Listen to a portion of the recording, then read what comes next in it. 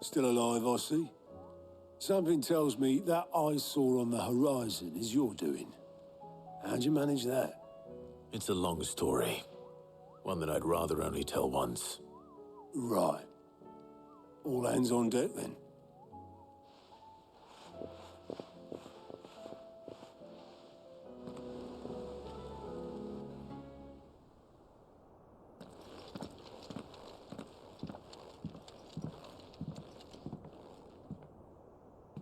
Is this everyone?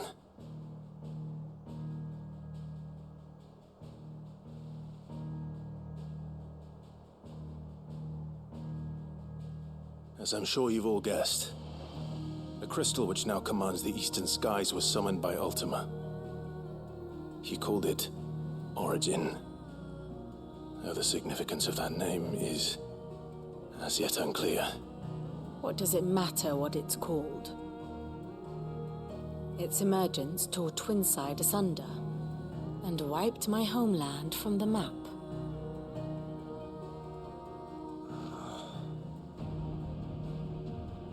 Mention of the Dominion spires can be found in the oldest of Valisthian records.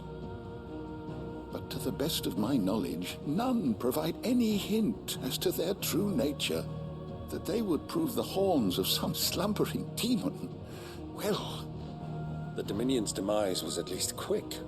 Elsewhere, the Republican army cannot hope to contain the chaos engulfing Randalar. Canva is in flames, and the Empire. Our allies are crying out for answers. I've sent the Cursebreakers to give them what assurances we can, but right now that amounts to fuck all. They wouldn't be able to stop what the skies have started in any case. People here and across the realm grow sicker with every passing day. Could it be that this new Mother Crystal is like the others? That it draws upon the land's ether? It certainly looked that way from stone here. If that were true, it would explain the hastening spread of the Blight since the crystal's appearance. Would it not? And as the land's ether slowly rises to the surface, it pools, corrupting all who cannot channel its energies. Archay above, ether floods below, and in the middle, here we languish, hopelessly entrapped.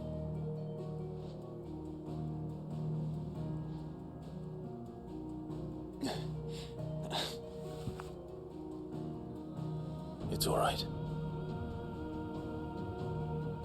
When we faced him at Stone here, Ultima told us his true power quickens in the halls of Origin. Needless to say, we cannot allow that to continue. If we are to stop him, we will have to find a way into the crystal. How are we going to manage that then? It's up in the sky. And fast as she is, the Enterprise can't fly.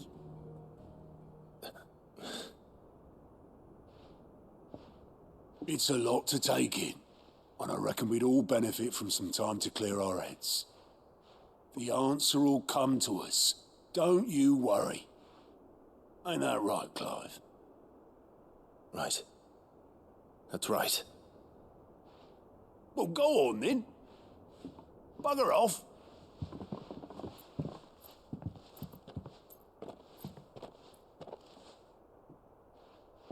Same goes for you, Clive. You won't solve anything like this. Trust me. Go and get some fresh air, eh? Thank you.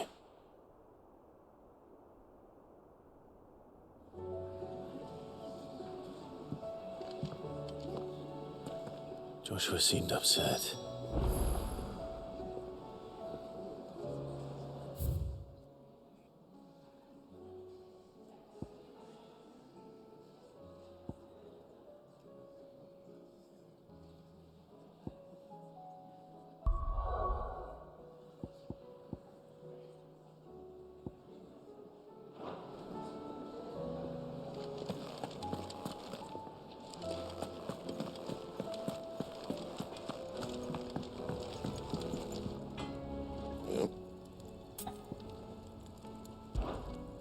What do you want?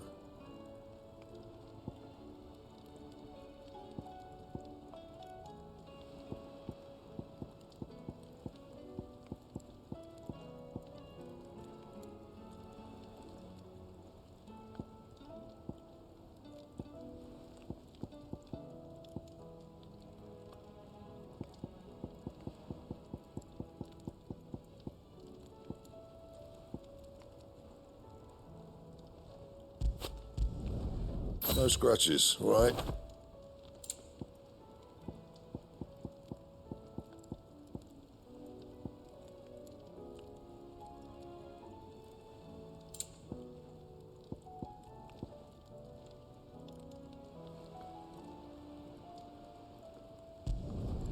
Should last you a good while.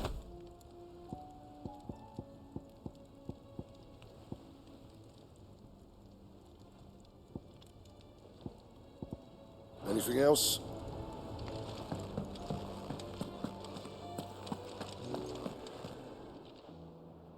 Aye, it's a dangerous world out there.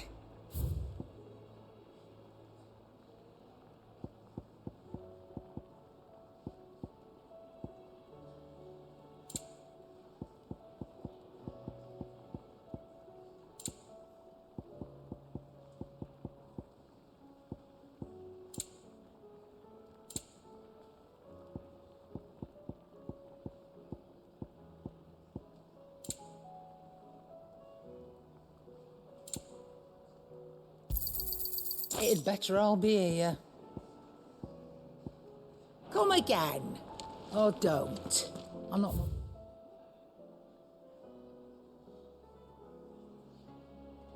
It's bothered either way.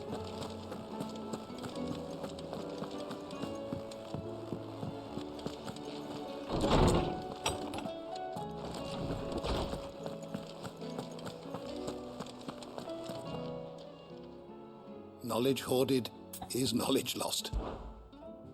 I have compiled some new entries, if you would like to see them.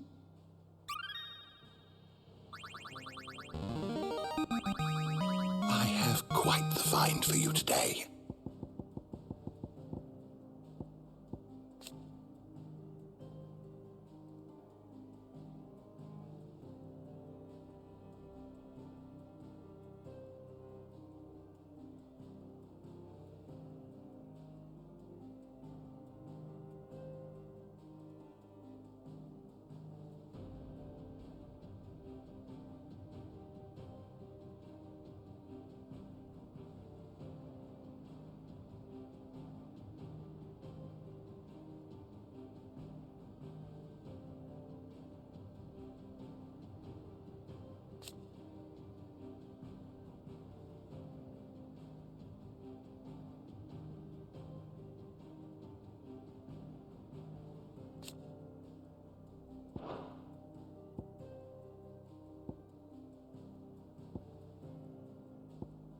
What subject shall we consider today?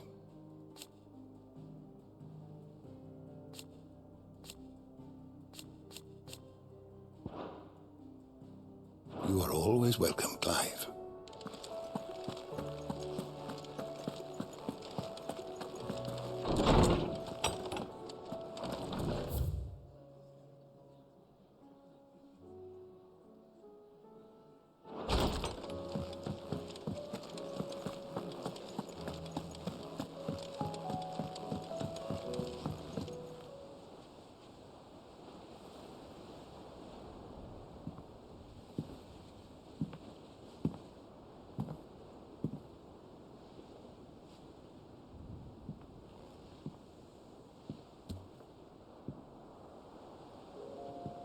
Ultima may have created us, but he doesn't make us who we are.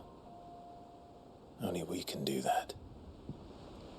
And if he would have us fight for our survival, so be it. It's what we've been doing all along. Much like Ultima himself, it would seem. His new world being naught but a means to survive. And so, we must contend to decide which of us shall inherit the land. Should Ultima prevail, it will mean death for us all. Of that, we can be certain. But even should he fail, what world awaits us? A withered, godless place, where our newfound freedom will most like prove a chain in itself. Well, that may be. But a chain can always be broken. As long as one has the will to break it. It won't be easy. It may take generations. Centuries of suffering. And that is, if everyone plays their part. But it will happen. And when it does, it will be on our terms. That is the world that awaits us. Indeed. And what better world could one wish for?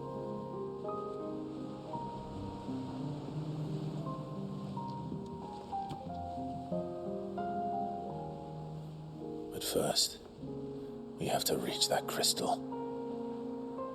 Then it's a good thing I have wings. You can barely stand, let alone fly.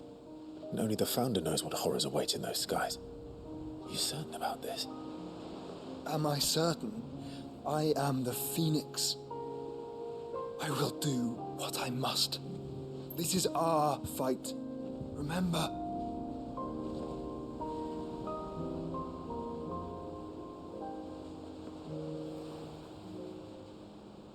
All right.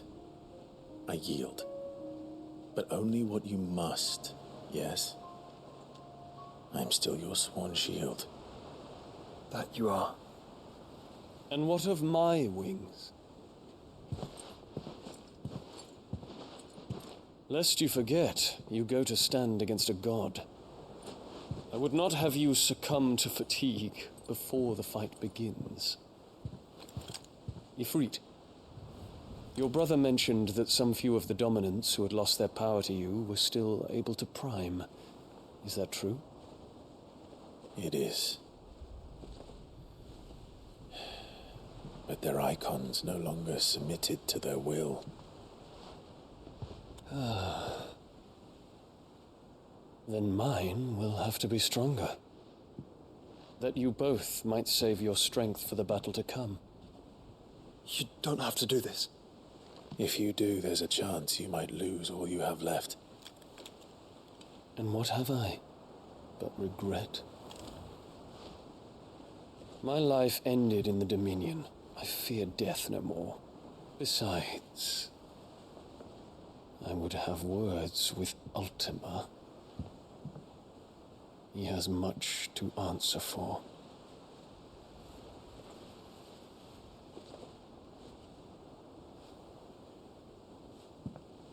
We are in your debt, Dion.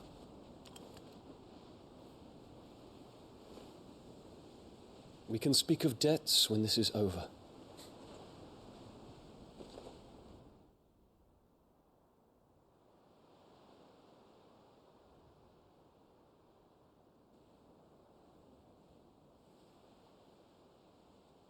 He speaks like a man who knows he's not coming back. And has come to terms with that. That doesn't mean that we have to, does it, Clive? Time to talk to Jill. I only hope she understands.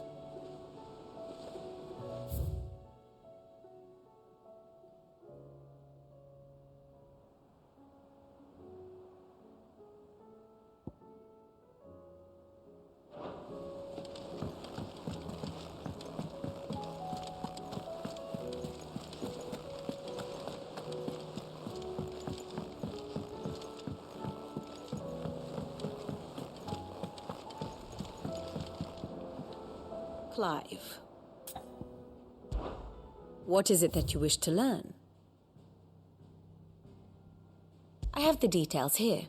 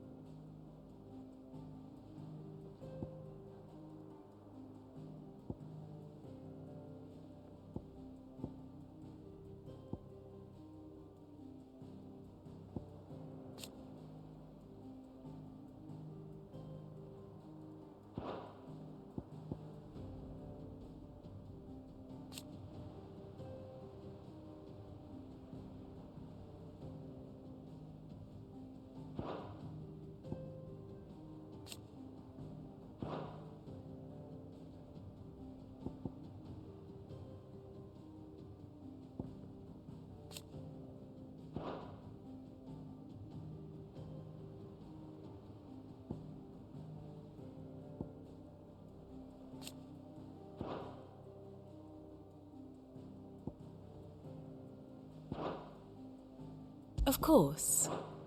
Study it well, Clive.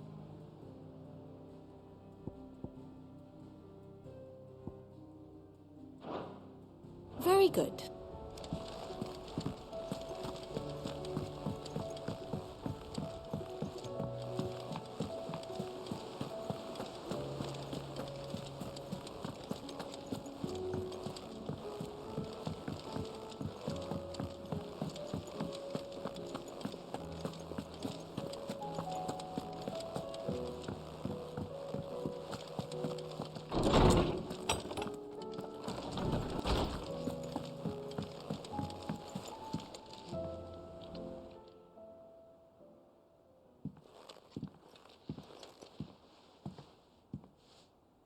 Come to wish on a star. That might not be such a bad idea. This is it, Jill. You know what I have to do. Why I have to do it. There's no turning back now. This is where our journey was leading us.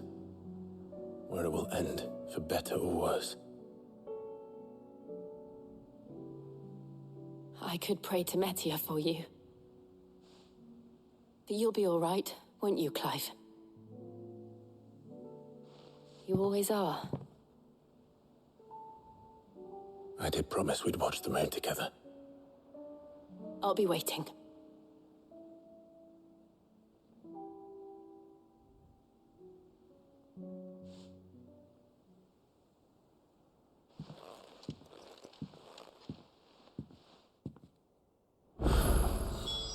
It's almost time. Better make sure I haven't forgotten anything.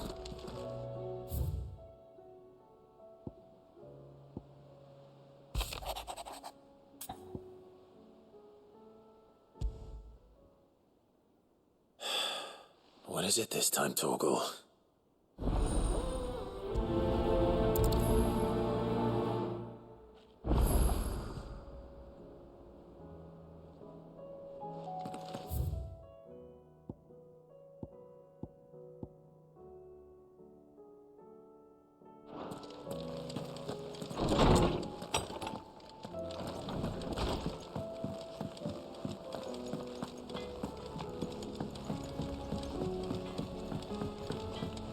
Say what you will. Lady Karen has seen us.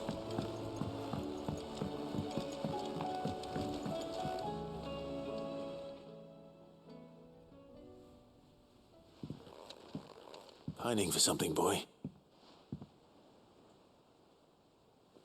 What is it? What do you see out there?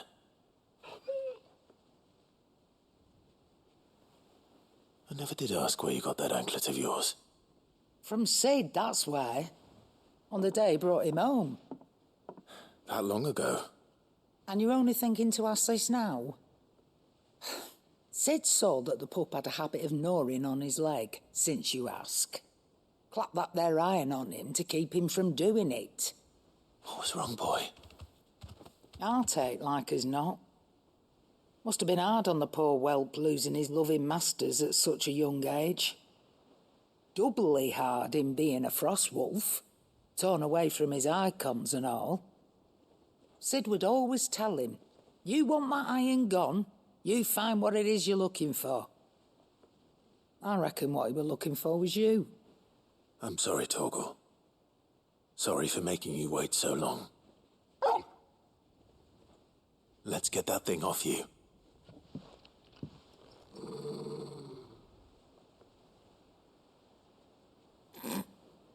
Doesn't sound like he wants it off. Indeed. You miss Sid as much as the rest of us, don't you?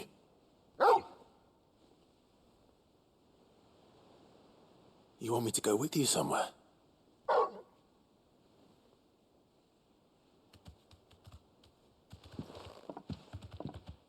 Quick, aren't you?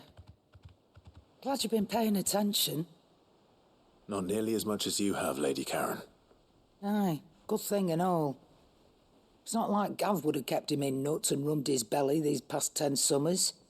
Your kindness is appreciated. You've been a good friend to him. Only because he doesn't talk back like the rest of you. Go on now.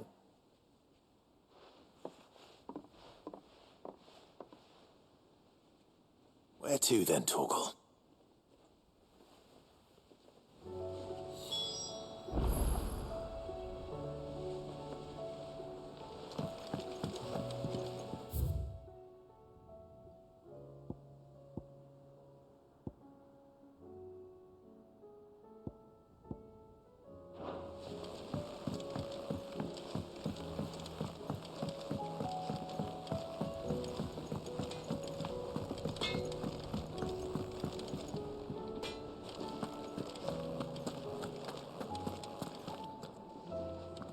All right, Torgal.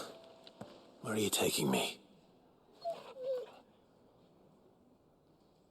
I'm going to need a little bit more than that, boy. Do you have a better hint for me? Unless you've already given me one. Back on the rear deck, you were looking west, toward Rosaria.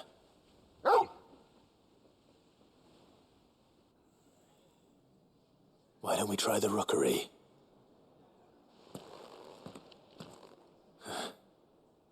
I haven't been to the island in almost 20 years. To Port Isolde, then. Fingers crossed the old mooring is still there.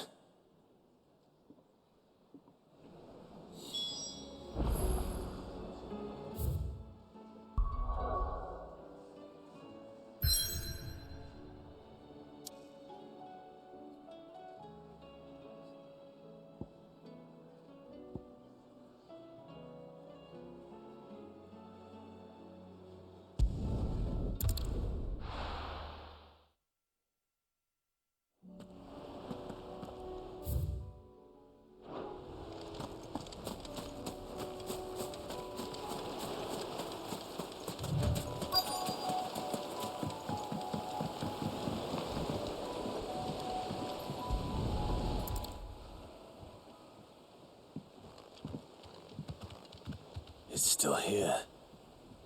After all these years. A lot smaller than I remember. And you're a lot bigger. You might have to swim, boy.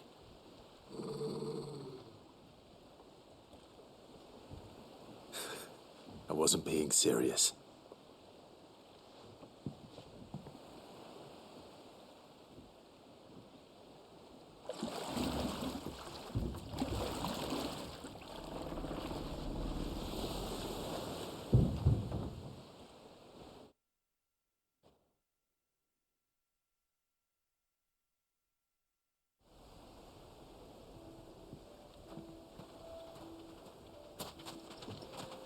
This place hasn't changed at all. The rookery's right through those trees. Come on. Race you there? I bet I could still beat you.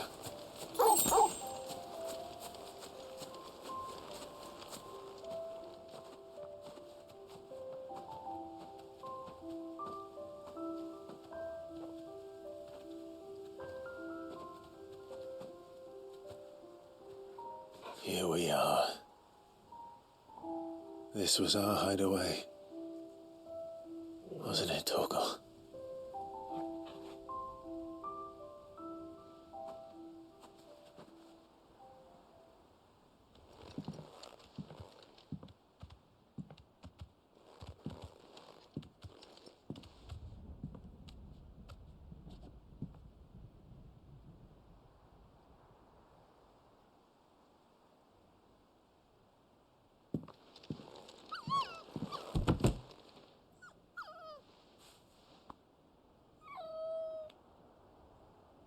Coming here helped me to forget who I was.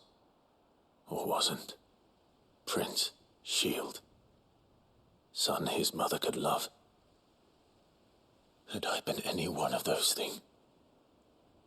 Perhaps.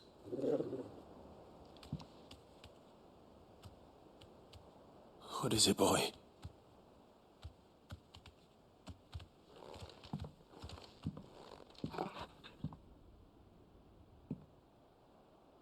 This is all from the castle.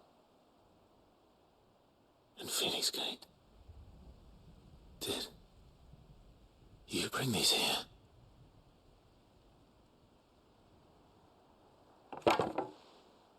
My sparring sword.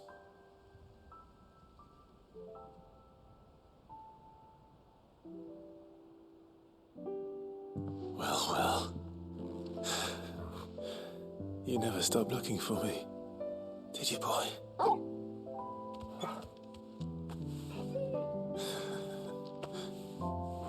Thank you, Torgal, for never giving up, for never forgetting.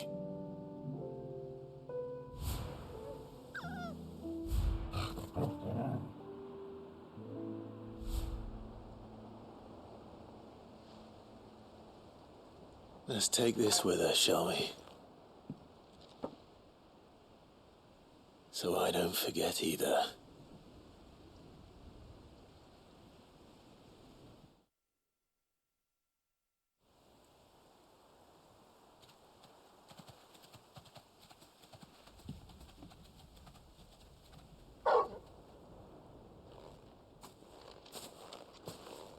That's not the way back to the boat, Torgal. All right. I'm coming.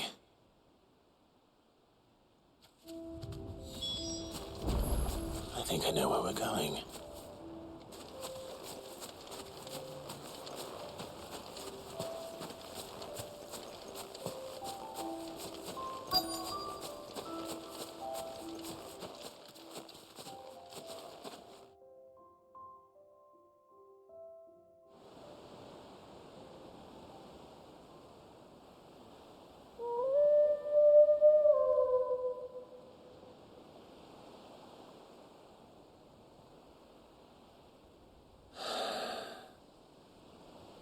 People always talk about the importance of putting the past behind you. But without it, we wouldn't be who we are today. And we certainly couldn't steer our way to a better tomorrow. Come on, Torgal.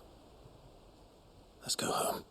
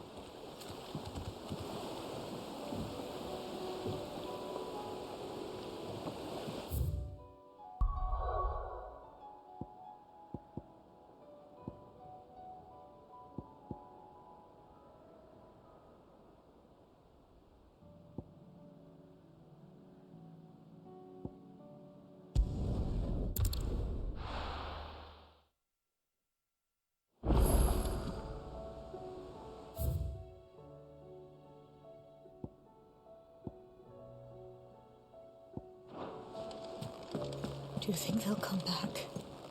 Of course they will. It's just a big crystal.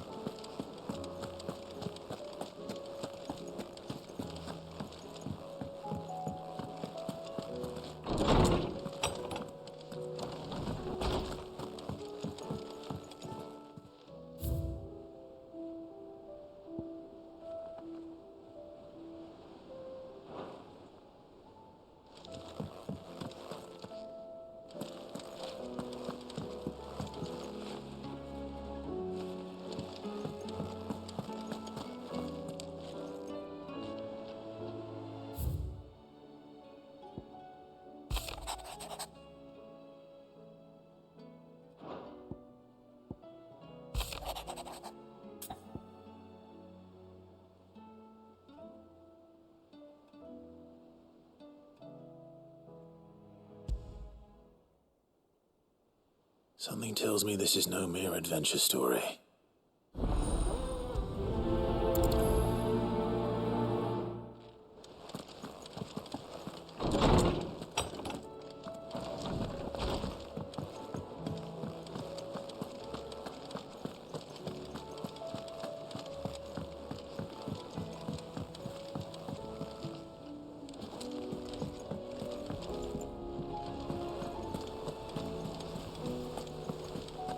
something about it.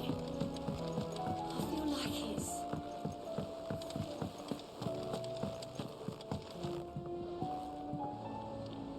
Vivian, I read your note, and I'd be happy to help you find the book you're looking for.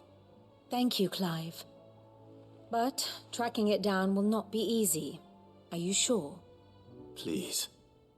You have always granted me your wisdom and insight whenever I asked. It's only right that I return the favor. Or at least attempt to.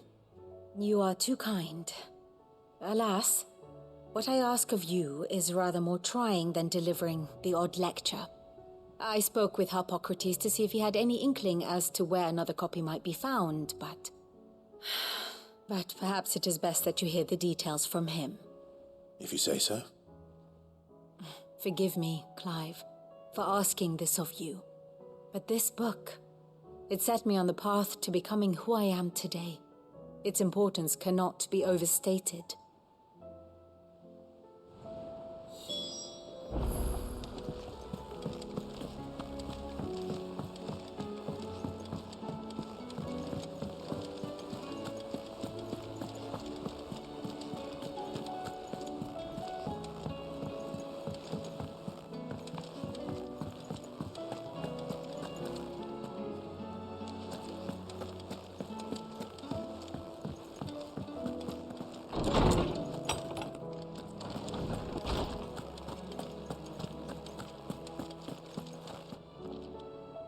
Ah, Clive, my boy.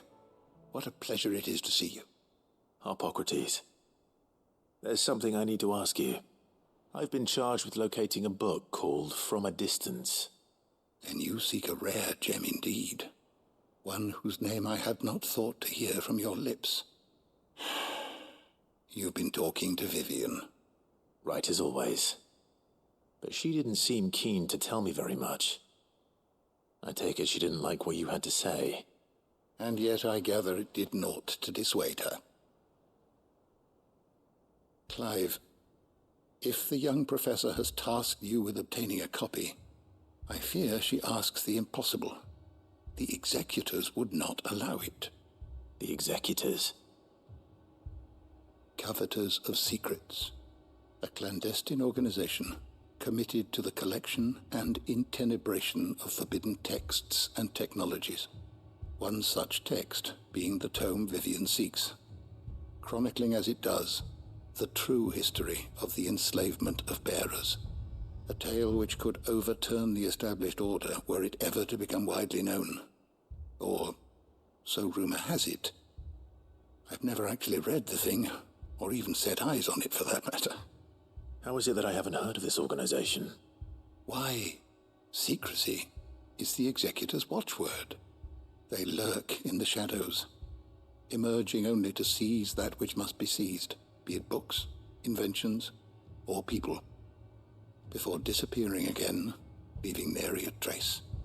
Which would explain why Vivian's copy was snatched from her grasp not long after she found it. By the hand of the executors, yes. But what drives them? Self-interest or ideology? A fine question. Sadly, all that is known of the executors can be recounted in a single breath. You may just as soon ask me of their origins, numbers, or the identities of their leaders. Any answer I give would be pure speculation. Then my hunt was doomed from the first. What was Vivian expecting? That I'd pluck it from thin air? Not from thin air, no. From ash. Rumors of the executors are rife among the scholars of Storm, but rather less so across the strait. I have a friend. Well, I had a friend in the village of Garnick, a collector of rare tomes, upon which subject we would oft correspond. Alas, I have heard naught from him since the skies fell dark. And no doubt he, too, has turned. But, though he did not mention it by name, it is possible that a surviving copy of From a Distance yet rests upon one of his many shelves, quietly awaiting discovery. If you were, by some chance, able to save even a single book from the poor man's library, I know his soul would rest easier. Very well. When I next find myself in Waloed, I'll be sure to pay Garnick a visit.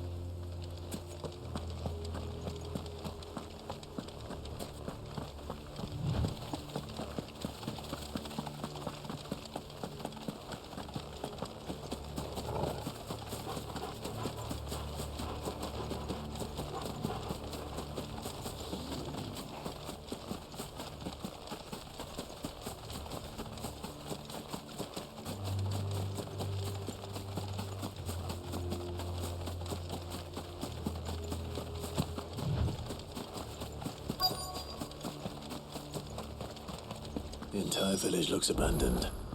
Now, which house would a bookworm live in?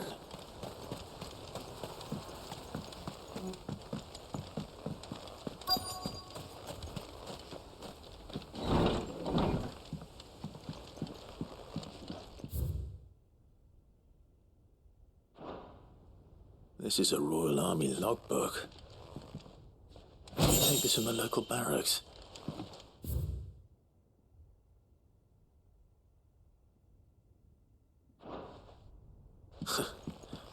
His interests were certainly varied.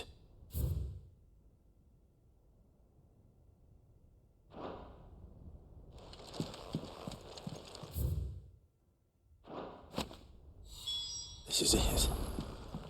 But if what it says is true, I need to get this back to the hideaway.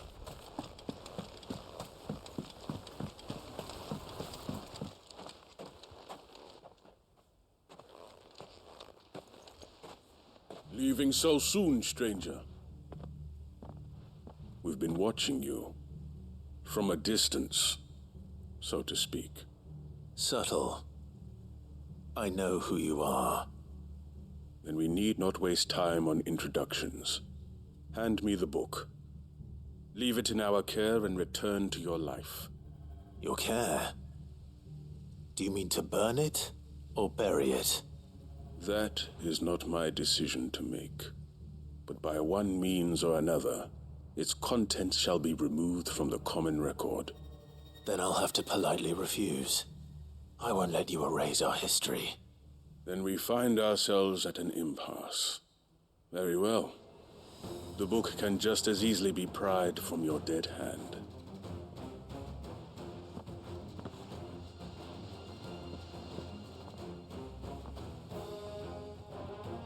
Let's see, shall we?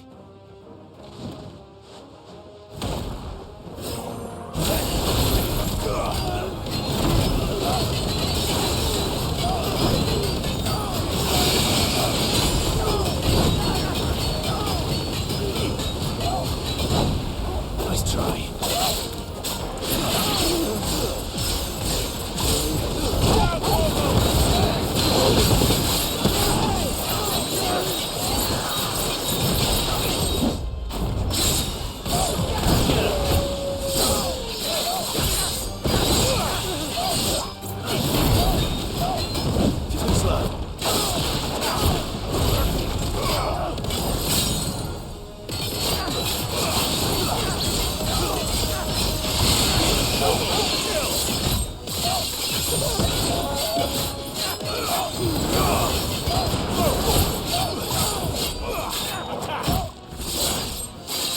You're finished.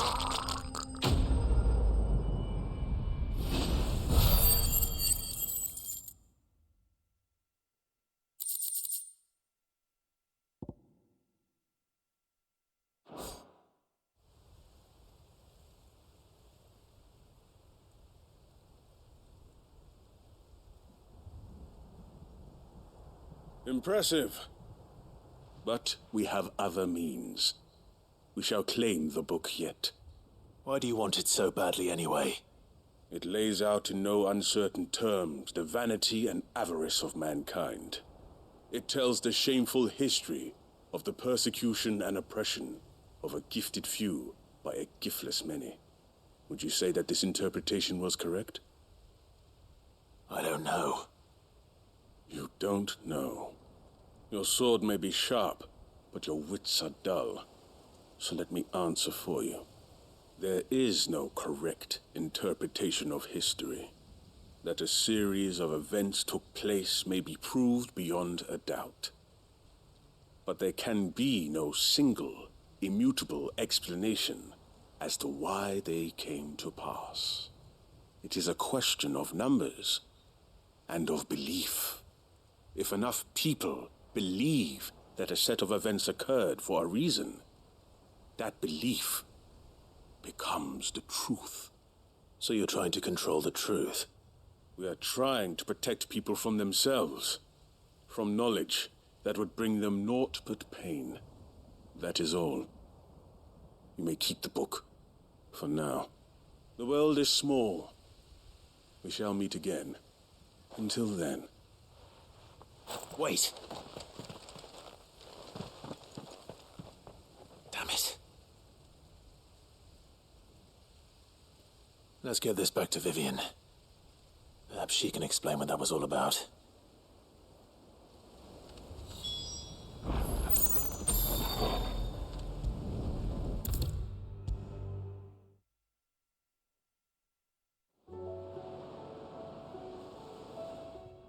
Vivian. I found it. The book you lost.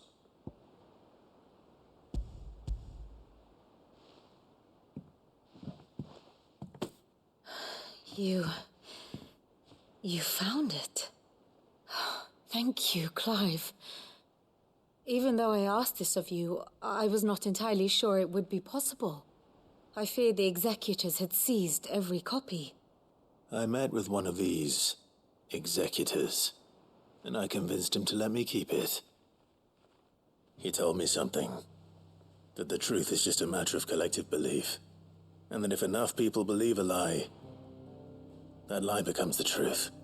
It does. But it also means that the truth is not immutable. That it can be changed. Provided that those who wish to change it can convince enough people that their perspective is the correct one. As the sad history of the bearers proves. You said that the book inspired you to become a scholar. It did. Or its author, rather. She was a heretic, you see. A firebrand and a dissenter. A gallows stood ready for her in every corner of the realm. And by shunning society, or perhaps being shunned by it, she stumbled upon a truth so potent that an entire realm trembled at the prospect of its utterance. I, too, have always felt somehow set apart from the world of men. A stranger to my own species. She taught me that my solitude was not a curse, but a gift. And that, though my journey to the truth might be a lonely one, what I found at my destination would be more than worth the cost. Do you still feel that way? That you're not one of us? Honestly, I'm not entirely sure anymore. Since coming to the hideaway, I find my thinking somewhat clouded. Perhaps the result of studying mankind from a rather closer perspective than I had intended. But the more I study, the more I find value in this perspective. In looking not from the outside, but from within. So if you'll permit me, I'd like to continue my work here. Remember, Clive, when enough people believe, belief begets truth. Give the men and women of this benighted world the gift of truth. Make them believe in you, as I do. I'll try, Vivian. I'll try.